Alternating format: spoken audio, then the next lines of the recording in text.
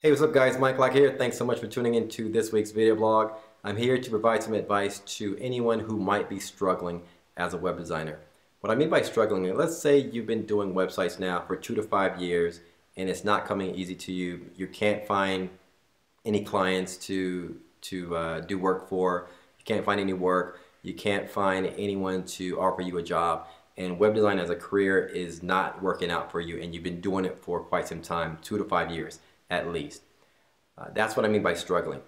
The reason why you might be in this zone is a few things. The first one is the cost of entry in terms of a skill level has increased. So when I got started, the cost of entry in terms of a skill level was very low. I didn't really have to know much.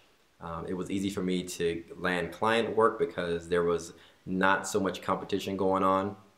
And I didn't really have to know much, and it was easier for me to land a junior position somewhere and sort of work my way up. Today, with so much competition going on, so many different services out there, the cost of entry from a skill level standpoint has increased. So your skill level might not be up to par where people are searching for and willing to pay a premium price for.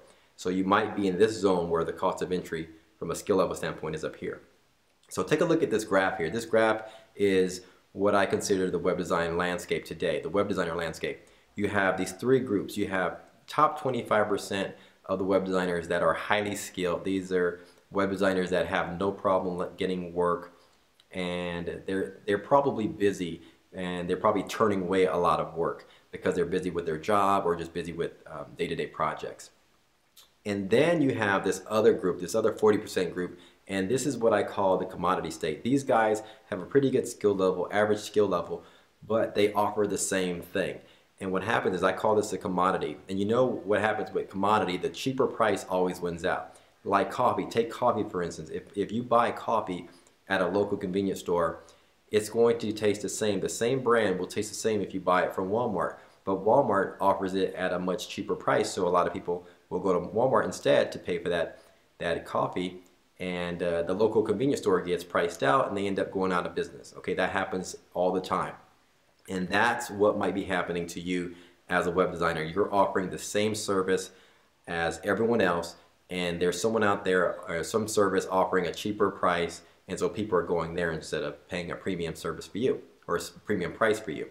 Then you have 35% of the people, so to speak, that just have a very low skill level that just needs to improve in that aspect. So that's what I think of when I think of the web designer landscape today. So what happens is there's a lot of people, there's 75% of the web designers today that are struggling because they need to get to that top 25 and so there's two things that need to happen. You need to, one, increase your skill level. So you have to invest in some formal training, some professional training to increase that skill level where you might need work. Okay, so you have to look at yourself, think about what it is that you can improve on, and you have to find a way to invest to improve that skill set. So it might be going to some school, going to some course. You can look online. There's courses or there's resources like lynda.com, a subscription-based model where you can pay monthly and get different training and things like that. There's other ones out there on the net. I provide a web design course at my website, mlwebco.com, on web design, UI design, and visual design. So you can go there and look at some of the things that I teach on. As well, I have a weekly bonus video in my training course that I put out on a weekly basis for continuing education on various topics. So you can look there. But you have to somehow, you can go and get a book, get a DVD, whatever it takes for you to improve that skill set, that skill level, to boost you into that top 25%. You have to take it seriously and invest in your career. So that's the first thing, invest in some formal training. The second one is, let's say you've already done the training, you don't need any more training, your skill level is pretty good from your standpoint. You might be in that 40% where you need to find some way to be different from the next guy. You have to differentiate, all right? So, and one example, there's hundreds of ways for you to be different. You have to find that way that fits you. One of the best ways is personal branding. One of the things that I did to differentiate myself from everyone else was one day I decided to start video blogging.